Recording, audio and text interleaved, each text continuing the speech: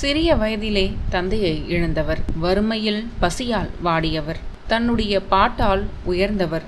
எம்ஜிஆரும் சிவாஜியும் கோலொச்சி கொண்டிருந்த அந்த காலகட்டத்தில் எம்ஜிஆரே வாங்காத சம்பளமான 1,00,000 ரூபாயை சம்பளமாக 1935ஆம் ஆண்டே பெற்றவர். தன்னுடைய 25வது வயதிலேயே கணவரை இழந்து விதவை கோலம் பூண்டவர். அதிலிருந்து வெள்ளைச்சேலை மட்டுமே அணிந்திருந்தார். அது மட்டுமல்ல, எந்த நடிகருடனும் ஜோடியாக நடிக்க மாட்டேன் என சபதம் செய்திருந்தார். அதை கடைசி வரை காப்பாற்றியவர். தன் பாடல்கள் மூலம் சுதந்திரத்திற்காக போராடியவர். காந்தியடிகளுக்கு தங்கத்தட்டில் உணவு பரிமாறி அவருக்கே அந்த தட்டையும் தந்தார் கேபிஎஸ். அது மட்டுமா, உண்மையில் இவர்தான் முதலில் திரைத்துறையில இருந்து மாநில சட்டமன்றத்தில் காலடி எடுத்து வைத்த முதல் நபர், அதாவது முதல் நடிகை. இவரை பற்றி தான் இந்த வீடியோவில் விரிவாக பார்க்க போகிறோம். யார் இந்த கேபி சுந்தராம்பாள்? இவரின் முழு பின்னணி என்ன? வாங்க தெரிஞ்சுக்கலாம். இவருடைய வரலாறை பற்றி நான் படித்து தெரிஞ்சுக்கும் போது என்ன மெய்சிலிர்க்க வைத்தது. இவரை பற்றிய தகவல்கள் பல சுவாரஸ்யங்களை கொண்டது. இவரை பற்றி முழுமையாக தெரிஞ்சுக்க இந்த வீடியோவை ஸ்கிப் பண்ணாமல் முழுமையாக பாருங்கள். கேபிஎஸ், அதாவது கேபி சுந்தராம்பாள் என்ற கொடுமுடி பாலம்மாள் சுந்தராம்பாள் தமிழிசை, நாடகம், அரசியல், திரைப்படம், ஆன்மீகம் என பல துறைகளிலும் புகழ்பெற்றவர். இவர் கொடுமுடி கோகிலம் என்றும் அழைக்கப்பட்டார். கோவை கொடுமுடியில் 1908ஆம் ஆண்டு அக்டோபர் 10ஆம் தேதி அன்று கிருஷ்ணசாமி பாலம்மாள் தம்பதியருக்கு மகளாக சுந்தராம்பாள் பிறந்தார். இவருக்கு கனக சபாபதி என்ற சகோதரரும் சுப்பம்மாள் என்ற சகோதரியும் இருந்தனர். கொடுமுடி லண்டன் மிஷன் பள்ளியில் கல்வி பயின்றார் சுந்தராம்பாள். சிறு வயதிலேயே தந்தையை இழந்தார். இதன் காரணமாக குடும்பம் வறுமையில் வாடியது. இதனால் கல்வியும் தடைபெற்றது. இதனையடுத்து குடும்பத்தை காப்பாற்ற முடியாததால் இவருடைய தாய் 3 குழந்தைகளையும் அழைத்து கொண்டு ஆற்றில் குதித்து தற்கொலை செய்து கொள்ள சென்றிருக்கிறார். ஆனால் இந்த நிலையில்தான் கேபி சுந்தராம்பாள் இதனை தடுத்து தன் தாய், சகோதரர், சகோதரியை வீட்டிற்கு அழைத்து வந்துள்ளார். அந்த சிறிய வயதிலே 5 வயதில் கோவில்களில் பாடியதில் துவங்கியது இவரது இசைப்பயணம். தன்னுடைய சிறு வயதில் பசியின் காரணமாக கோவில்களில் அமர்ந்திருந்த கேபி சுந்தராம்பாள் அங்கு பாடப்படும் பாடல்களை கேட்டு ஞானத்தால் 5 வயதிலேயே பாடல்களை பாட ஆரம்பித்தார். கோவிலில் இருந்தவர்கள், கோவிலுக்கு வெளியே இருந்தவர்கள் என எல்லோரும் சிறுமி சுந்தராம்பாளை நோக்கி ஓடி வந்தார்கள். வெளியே இருந்து வந்தவர்கள் கோவிலுக்குள் நுழைந்து யார் பாடியது என்று கேட்டுக்கொண்டே இருந்தார்கள். ஒரு சிறுமியின் குரலா இப்படி கம்பீரமாக கணீர் என்று இருக்கு என்று வியந்து பாராட்டினார்கள். சிறுமி சுந்தராம்பாளை பெரியவர்கள் பாடச் சொல்லி கேட்டு மகிழ்ச்சி அடைந்ததோடு பூஜை நடைபெறும் நேரங்களில் கோவிலில் பாடச் சொல்லி கேட்டனர். சுந்தராம்பாள் கோவிலில் பாடல் பாடுவதை கேட்பதற்காகவே கோவிலுக்கு கூட்டம் அதிகமாக வரத் தொடங்கியது. இப்படி சுந்தராம்பாள் ஒரு பாடுகிற பெண் என்று கொடுமுடி பகுதியில் பலருக்கும் தெரிய வந்தது. கொடுமுடி சுந்தராம்பாளின் தாய் வழி பாட்டனாரினுடைய ஊர். கரூர் இவருடைய தந்தை ஊர். சுந்தராம்பாள் கொடுமுடியில் தான் பிறந்து வளர்ந்தார். ஒரு முறை சுந்தராம்பாள் கொடுமுடியில் இருந்து கரூருக்கு ரயிலில் பயணம் செய்து கொண்டிருந்தார். அப்போது அந்த ரயிலில் வந்த கொடுமுடியைச் சேர்ந்த ஒரு குடும்பத்தினர் சுந்தராம்பாளை பார்த்ததும் பாடச் சொல்லி கேட்டுள்ளனர். சுந்தராம்பாள் பாடத் தொடங்கியதும் அந்த குடும்பத்தினருடன் சேர்ந்து அந்த ரயில் பெட்டியில் இருந்த அனைவரும் ஆர்வமாக கேட்டு மகிழ்ச்சி அடைந்துள்ளனர். இந்த ரயில் பெட்டியில் வேலுநாயர் என்பவரும் இருந்தார். கும்பகோணத்தில் நாடக கம்பெனி நடத்தி வந்தவர் இவர். இவரது நாடகங்களில் குழந்தை வேடங்களில் நடிப்பதற்கு பொருத்தமான சிறுவர் சிறுமியரை தேடிக்கொண்டிருந்த வேலுநாயருக்கு சுந்தராம்பாளின் பாடும் திறமையை தெரிந்து கொண்டவுடன் இவரே பொருத்தமாக இருப்பார் என்பதை உணர்ந்தார். தன்னுடைய தாய் மாமா மலைக்கொழுந்துவுடன் ரயிலில் சென்று கொண்டிருந்த சுந்தராம்பாளையும் அவரது மாமாவையும் அணுகி அவர்களின் சம்மதத்தை பெற்று அவர்களை நேராக கும்பகோணம் அழைத்துச் சென்றார் வேலுநாயர். நல்லதங்காள் நாடகத்தில் நல்லதங்காளின் மூத்த பிள்ளையான ஞானசேகரன் வேடத்தை சுந்தராம்பாள் ஏற்று ஆண் வேடத்தில் நடித்தார். பசிக்குதே வயிறு பசிக்குதே பாடலை பாடி பலரது பாராட்டை பெற்றார். முதல் மேடையிலேயே ரசிகர்களின் வரவேற்பு கிடைத்தது சுந்தராம்பாளுக்கு. அடுத்தடுத்து மேடைகளில் ஆதரவு பெருகியது. அதனைத் தொடர்ந்து நாடகங்களில் நடிக்க தொடங்கினார். தன்னுடைய தனித்துவமான குரல் வளத்தால் சொந்த குரலிலேயே பாடி நடித்தார். இவர் நாடகங்களில் நடிப்பதற்கு வேறு ஒரு நபர் காரணமாக இருந்தார் என்றும் சொல்லப்படுது. அதாவது பாலம்பாளுக்கு அறிமுகமான கிருஷ்ணசுவாமி ஐயர் என்ற போலீஸ் அதிகாரி சுந்தரம்பாளின் திறமையை பார்த்து நாடக கலைஞரான PS வேலு நாயருக்கு அறிமுகப்படுத்தினார் என்ற தகவலும் உண்டு. நல்லதங்காள் நாடகத்தில் நடிக்கும் போது 10 வயதுதான் அவருக்கு. நடிப்பில் அனைவரையும் கலங்கடித்தார். நடிப்பை விட பாட்டில் உருகியது கூட்டம். ஊர் ஊராக நாடகம் போட்டார்கள். சுந்தரம்பாளின் நடிப்புக்கும் பாட்டுக்குமாக ஒரு ரசிகர் கூட்டம் சேரத் தொடங்கியது. இதுதான் அவரை திரையுலகில் அடியெடுத்து வைக்க அச்சாரம் போட்டது. 1917 கொழும்பு சென்று நடிக்க தொடங்கினார் சுந்தரம்பாள். இலங்கையின் பல ஊர்களிலும் சுந்தரம்பாள் நடித்த நாடகம் நடைபெற்றது. பிறகு 1929களில் இந்தியா திரும்பினார். வள்ளி திருமணம், நல்லதங்காள், கோவலன், ஞானசௌந்தரி, பவளக்கொடி போன்ற அந்த காலத்தில் புகழ்பெற்ற நாடகங்களில் நடித்தார். ரசிகர்களின் பலத்த ஆதரவை குறுகிய காலத்திலேயே பெற்றார் சுந்தரம்பாள். பாட்டுக்கு ஒரு பக்கம், நடிப்புக்கு ஒரு பக்கம் என்று இரண்டிலும் சிறப்பு என்று பார்த்தோரும் கேட்டோரும் பரவசப்படும் அளவுக்கு தன்னுடைய திறமையை முழுமையாக வெளிப்படுத்தினார் சுந்தரம்பாள். காலப்போக்கில் KB சுந்தரம்பாளுக்காகவே நாடகம் பார்ப்பதற்கு கூட்டம் அலைமோதியது. மீண்டும் KBS 1926ஆம் ஆண்டு கொழும்புக்கு நாடக குழுவுடன் சென்றார். KBS புகழ் பரவி வளர்ந்திருந்தது அப்போது. அந்த காலத்தில் SG கிட்டப்பா என்று அழைக்கப்பட்ட செங்கோட்டை கங்காதரன் கிட்டப்பா தனது குரல் வளத்தால், நடிப்பால் பலரது கவனத்தை பெற்று புகழுடன் இருந்து வந்தார். கிட்டப்பா செங்கோட்டையில் பிறந்தவர். இவருடைய உண்மையான பெயர் ராமகிருஷ்ணன். அப்பொழுது செங்கோட்டை திருவிதாங்கூர் சமஸ்தானத்தின் கீழ் இருந்தது. இவரின் தந்தை கங்காதர ஐயர், தாய் மீனாட்சி அம்மாள். இவருடன் பிறந்தவர்கள் 9 பேர். சுப்புலட்சுமி, சிவகாமி, அப்பாதுரை, சுப்பையா, செல்லப்பா, சங்கரன், காசி, பிச்சம்மாள், நாராயணன் ஆகியோர். கிட்டப்பாவை வீட்டிலுள்ளோர் செல்லமாக அழைத்த பெயர் கிட்டன். அதுதான் பிற்காலத்தில் கிட்டப்பா என்ற பெயராக நிலைத்துவிட்டது. குடும்பத்தின் வறுமையினால் இவருக்கு முறையான கல்வி கிடைக்கவில்லை.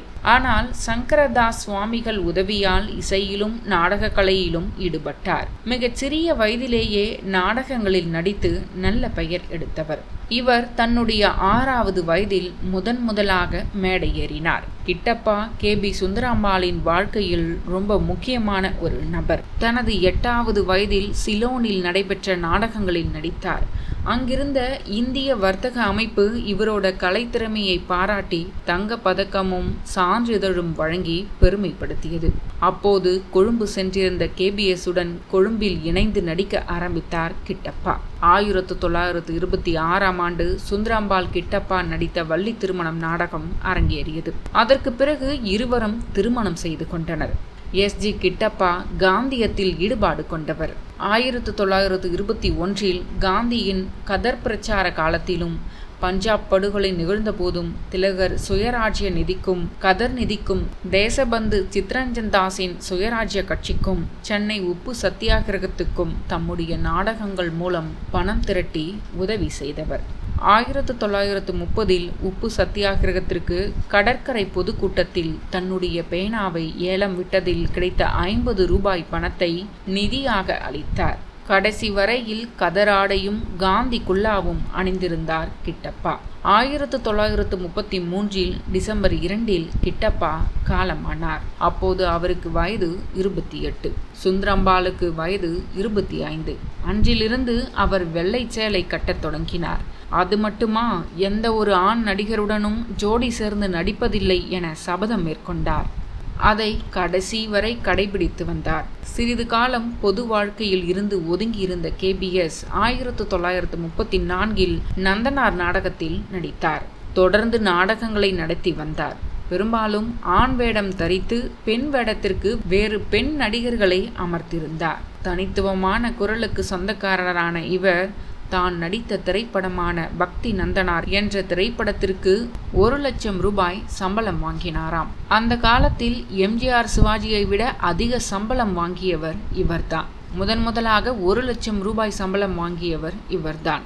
1939ஆம் ஆண்டுக்கு பின்னர் தமிழ் சினிமாவில் பேசும் படம் அறிமுகம் செய்யப்பட்ட பிறகு வந்த திரைப்படம்தான் பக்த நந்தனார். இந்த படத்தில் கே.பி. சுந்தராம்பாள் நந்தனாராக ஆண் வேடமிட்டு நடித்திருந்தார். கிட்டத்தட்ட 41 பாடல்கள் இடம்பெற்ற இந்த திரைப்படத்தில் 19 பாடல்களை இவரே பாடியிருப்பார். 1935 இந்த படம் வெளிவந்தது. இதில் ஒரு சோகமான தகவல் என்னவென்றால், இந்த திரைப்படத்தின் படச்சுருள்கள் ஒரு தீ விபத்தில் முழுமையாக எரிந்து போனதால் இதன் பிரதிகள் இப்போது இல்லை. அடுத்ததாக மணிமேகலையில் நடித்தார். 1938 படப்பிடிப்பு ஆரம்பிக்கப்பட்டு 1940 படம் வெளிவந்தது. இந்த படத்தில் 11 பாடல்களை கே.பி.எஸ். பாடியிருந்தார். தமிழிசை முதல் மாநாட்டு இசையரங்கில், அதாவது ஜனவரி 4, 1944 கலந்து கொண்டார் கே.பி.எஸ்.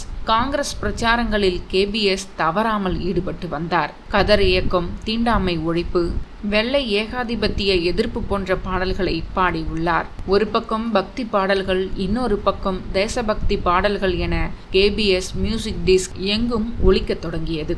தொடர்ந்து கே.பி.எஸ். ஔவையார் என்ற படத்தில் ஔவையார் வேடத்தில் நடித்தார். இந்த படம் 1953 வெளிவந்தது. பொறுமை என்னும் நகை அணிந்து, கன்னி தமிழ்நாட்டிலே, வெண்ணிலவே போன்ற பாடல்கள் இந்த திரைப்படத்தில் புகழ்பெற்றவை. ஔவையார் படத்தில் 48 பாடல்கள், இவற்றில் கே.பி.எஸ். பாடியவை 30 பாடல்கள். கே.பி. சுந்தராம்பாளை பக்தர்களிடம் மிகவும் நெருக்கமாக கொண்டு சென்றது திருவிளையாடல் படத்தில் இடம்பெற்ற பழம் நீயப்பா ஞானப்பழம் நீயப்பா என்ற பாடல்தான். சங்கரதாஸ் சுவாமிகள் எழுதிய இந்த பாடலை மிகவும் உயிர்ப்போடு பாடியிருப்பார் சுந்தராம்பாள். காரைக்கால் அம்மையார் என்ற படத்தில் தகதகவென ஆடவா என்ற பாடலும் இன்று வரை ரசிகர்களால் மிகவும் விரும்பி கேட்கப்படக்கூடிய ஒரு பக்தி பாடலாக உள்ளது. கந்தன் கருணை என்ற படத்தில் ஔவையார் வேடமிட்டு நடித்திருப்பார் கே.பி. சுந்தராம்பாள். ஔவையாரினை அறியாதவர்கள் கே.பி. சுந்தராம்பாள் தான் உண்மையான ஔவையார் என்று புரிந்து கொண்டதுண்டு.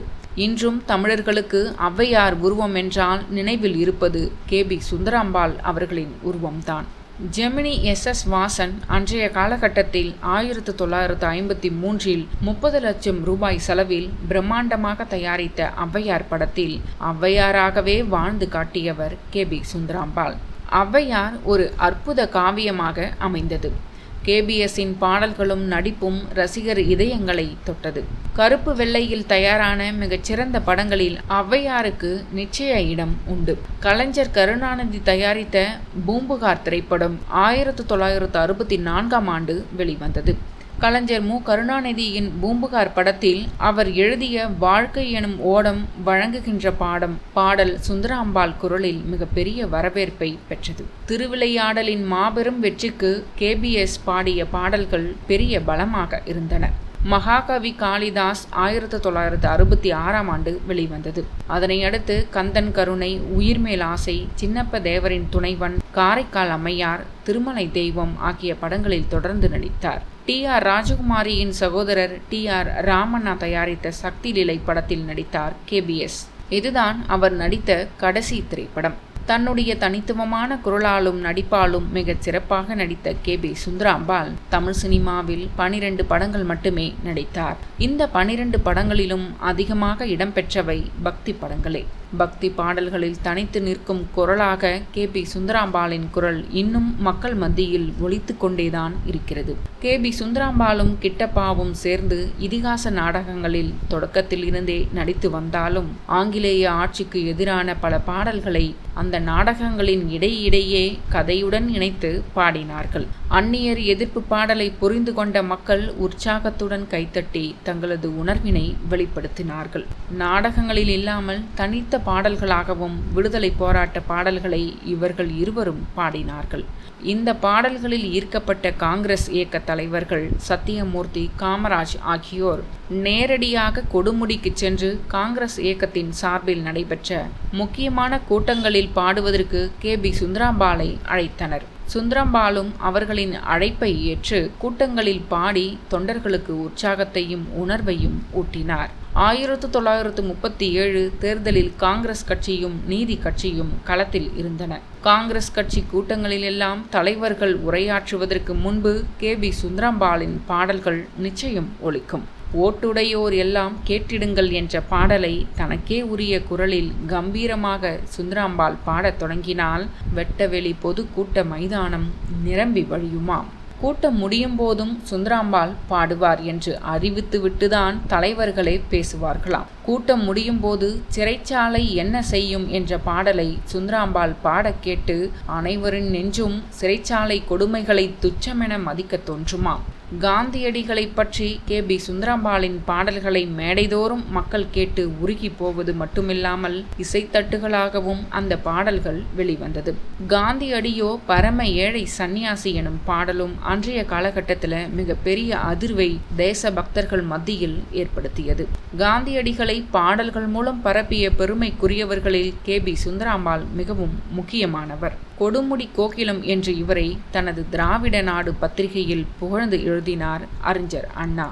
சுந்தராம்பாள் நாடக மேடைகளிலும் சினிமா படங்களிலும் தனியாகவும் பாடிய 200க்கும் மேற்பட்ட பாடல்கள் இசைத்தட்டுகளாக வெளிவந்துள்ளது. சங்கரதாஸ் சுவாமிகள் இயற்றிய ஞானப்பழத்தை பிழிந்து என்ற பாடலையும் தனித்திருந்து வாழும் தவமணியே என்ற பாடலையும் காலத்தால் அழியாத வண்ணம் அற்புதமாக பாடியிருக்கிறார் கே.பி.எஸ். தேசியவாதியான கே.பி.எஸ். பண்டித நேருவின் தந்தை மோதிலால் நேரு இறந்தபோது பண்டித மோதிலால் நேருவை பறிகொடுத்தோமே என்ற பாடலையும், கஸ்தூரிபாய் காலமான போது உன்னை மறந்திட போமா என்ற பாடலையும், காந்தி மறைந்த போது உத்தமராம் காந்தியே என்ற பாடலையும் தனி இசைத்தட்டாக உள்ள முருக பாடினார். கே.பி. சுந்தராம்பாள் குரலுக்கு தமிழர்கள் மயங்கினார்கள். மகாத்மா காந்தியை சுந்தராம்பாள் 2 முறை சந்தித்திருக்கிறார். 1937 மகாத்மா காந்தி ஈரோட்டில் சுற்றுப்பயணம் செய்தார். அப்போது சத்தியமூர்த்தியின் ஏற்பாட்டின்படி கொடுமுடியில் உள்ள கே.பி.எஸ். வீட்டில் உணவருந்தினார் மகாத்மா காந்தி. அப்போது மகாத்மா காந்திக்கு ஒரு தங்கத்தட்டில் உணவு பரிமாறினார் கே.பி.எஸ். எனக்கு சாப்பாடு மட்டும்தானா, தட்டு கிடையாதா என்று காந்தியடிகள் சிரித்து கொண்டே கேட்க, விருந்து முடிந்ததும் தங்கத்தட்டை காந்தியிடம் வழங்கினாராம் கே.பி. சுந்தராம்பாள். மகாத்மா காந்தி அதை அங்கேயே ஏலத்தில் விட்டு பணத்தை காங்கிரஸ் நிதியில் சேர்த்து விட்டாராம். கணவர் இறந்த பிறகு பாடுவதை நிறுத்தியிருந்த கே.பி. சுந்தராம்பாளை அவருடைய வீடு தேடிச் சென்று மகாத்மா காந்தி அவரது இசைப்பணியை தொடரச் சொல்லி கேட்டுக்கொண்டார் என்பது குறிப்பிடத்தக்கது. காமராஜர் ஆட்சியின் போது 1958ஆம் ஆண்டில் தமிழ்நாடு சட்டமன்ற மேலவை உறுப்பினராக தேர்ந்தெடுக்கப்பட்டார் கே.பி. சுந்தராம்பாள். மத்திய அரசு பத்மபூஷன் விருது வழங்கி கௌரவித்தது. தர்மபுர ஆதீனம் ஏழிசை வல்லபி என்ற பட்டத்தையும், தமிழிசை சங்கம் இசைப்பேரறிஞர் என்ற பட்டத்தையும் வழங்கியது. 1980ஆம் ஆண்டு செப்டம்பர் மாதம் சுந்தராம்பாளுக்கு உடல்நலக்குறைவு ஏற்பட்டது. சிறுநீரக கோளாறு, இதய கோளாறு ஆகியவற்றால் பாதிக்கப்பட்டிருந்த போதிலும் மருந்து சாப்பிட மறுத்து வந்தார் கே.பி.எஸ். அவர் மயக்க நிலையில் இருந்தபோது மருந்து செலுத்தப்பட்டது. செப்டம்பர் 19 அன்று அவர் உடல்நிலை மிக மோசமடைந்தது. அதனால் தேனாம்பேட்டையில் உள்ள தனியார் மருத்துவமனை ஒன்றில் சேர்க்கப்பட்டார் கே.பி.எஸ். டாக்டர்கள் எவ்வளவோ முயற்சி செய்தும் சுந்தராம்பாளை காப்பாற்ற முடியவில்லை. வளர்ப்பு மகள் ராம திலகம், மருமகன் ரத்தின சபாபதி, தம்பி கே.பி. கனக சபாபதி ஆகியோர் அருகே அப்போது இருந்தனர். அந்த சமயத்தில் எம்.ஜி.ஆர். தமிழக முதல்வராக இருந்தார். கே.பி.எஸ். தேசிய நடிகை. அவர் உடலை நடிகர் சங்கத்தில் பொதுமக்கள் அஞ்சலிக்கு வைக்க வேண்டும். அரசு மரியாதையுடன் உடல் தகனம் செய்யப்படும் என்று எம்.ஜி.ஆர். கூறினார். அதை சுந்தராம்பாள் உறவினர்கள் ஏற்றுக்கொண்டனர். அதன்படி நடிகர் சங்கத்துக்கு சுந்தராம்பாள் உடல் கொண்டு போகப்பட்டு அங்கு பல்லாயிரக்கணக்கான மக்கள் அஞ்சலி செலுத்தினார்கள். முதலமைச்சர் எம்.ஜி.ஆர்., கவர்னர் பட்வாரி, அமைச்சர்கள், திமுக கழக தலைவர் கருணாநிதி, நடிகர் திலகம் சிவாஜி கணேசன் மற்றும் நடிகர் நடிகைகள், பிரமுகர்கள் திரளாக வந்து அஞ்சலி செலுத்தினர். அன்று மாலை நடந்த இறுதி ஊர்வலத்தில் பெருந்திரளாக மக்கள் கலந்து கொண்டார்கள். உடல் கண்ணமாப்பேட்டை மயானத்தில் தகனம் செய்யப்பட்டது. சிதைக்கு சுந்தராம்பாளின் தம்பி கே.பி. கனக சபாபதி தான் தீ மூட்டினார். தன்னுடைய குரல் வளத்தாலும் பாடும் திறத்தாலும் நடிப்பு திறனாலும் ஒரு கலைஞரான கே.பி. சுந்தராம்பாள் சிறுவயதில் பட்ட துன்பங்கள் நிறைய. திருமண வாழ்வில் எதிர்கொண்ட ஏமாற்றங்களும் அதிகம். தமிழிசை இயக்கம் தீவிரமாக இருந்த ஒரு காலகட்டத்தில் பாரம்பரிய இசை குறித்தும் கர்நாடக இசை குறித்தும் அவர் மேற்கொண்ட நிலைப்பாடுகள் கூடுதல் முக்கியத்துவம் கொண்டது. இசையில் ஆதிக்க செல்வாக்கு செலுத்திய பிராமணிய மதிப்புகள் மற்றும் வடக்கு மெல்லிசைகளை அப்படியே பயன்படுத்தும் வணிக சினிமா போக்குக்கு எதிராக மேற்கொண்ட இயக்கத்தின் காரணமாக இவர் புறக்கணிக்கப்பட்டார். இந்த செயல்பாடு சமூக ரீதியாக முக்கியத்துவம் வாய்ந்தது. கொடுமுடி பாலம்மாள் சுந்தராம்பாள் திரைப்படத் துறையில் இருந்து அரசியல் களத்திற்கு மாற முடியும் என்பதை காட்டிய முதல் நடிகைகளில் ஒருவர். அவர் பலரை பின்பற்ற வழிவகுத்தவர். தனது அற்புதமான நடிப்பால் தமிழ் பார்வையாளர்களின் இதயங்களில் இடம் பிடித்த நடிகை உண்மையில் திரைத்துறையில் இருந்து நாட்டின் ஒரு மாநில சட்டமன்றத்தில் காலடி எடுத்து வைத்த முதல் நபர் இவர்தான். 1937 தேர்தல்களின் போது அவர் இந்திய தேசிய காங்கிரஸுக்காக தீவிரமாக பிரச்சாரம் செய்தார். பின்னர் சட்டமன்றத்திற்கு பரிந்துரைக்கப்பட்டார். அப்படி செய்த முதல் திரைப்பட ஆளுமை KB சுந்தராம்பாள் தான். இந்திய அளவில் நடிப்புக்காக 1 லட்சம் ரூபாய் சம்பளத்தை முதலில் பெற்ற நடிகை. இந்தியாவிலேயே முதலாக சட்டமன்ற மேலவைக்கு தேர்ந்தெடுக்கப்பட்ட நடிகை KB சுந்தராம்பாள். காந்தியடிகளே நேரில் வந்து தேச சேவைக்கு பாடுபட வேண்டும் என்று கேட்டுக்கொண்ட ஒரே நடிகை KBS தான். தமிழ்நாட்டில் அதிக அளவு இசைத்தட்டு விற்றதும் KB சுந்தராம்பாள் பாடிய பாடல்களுக்குத்தான். கொடுமுடியில் குடிசை வீட்டில் பிறந்து வறுமையில் வளர்ந்த கொடுமுடி பாலம்மாள் சுந்தராம்பாள் என்கிற KB சுந்தராம்பாள் பின்னாளில் அதே ஊரில் சொந்த திரையரங்கம் கட்டும் அளவுக்கு உயர்ந்தார். 1968ஆம் ஆண்டு கொடுமுடியில் KB சுந்தராம்பாள் என்ற திரையரங்கத்தை தொடங்கினார். 1969ஆம் ஆண்டு அக்டோபர் 28ஆம் தேதி இந்த தியேட்டரை முன்னாள் முதல்வர்களான கருணாநிதி, MGR, ஜெயலலிதா ஆகிய மூவரும் சேர்ந்து சுந்தராம்பாள் வீட்டில் தங்கியிருந்து அந்த தியேட்டரை திறந்து வைத்தார்களாம். கடந்த 5 ஆண்டுகளாக எந்த படமும் ரிலீஸ் ஆகவில்லை அப்படிங்கிறதுனால இந்த தியேட்டரை இடிக்க தியேட்டர் நிர்வாகம் முடிவு செய்தது. அதன்படி 56 ஆண்டுகள் கழித்து இந்த தியேட்டர் தரைமட்டமாக்கப்பட்டது. கொடுமுடியில் முதல் முறையாக தொடங்கிய தியேட்டர் KBS திரையரங்கம் என்பது குறிப்பிடத்தக்கது.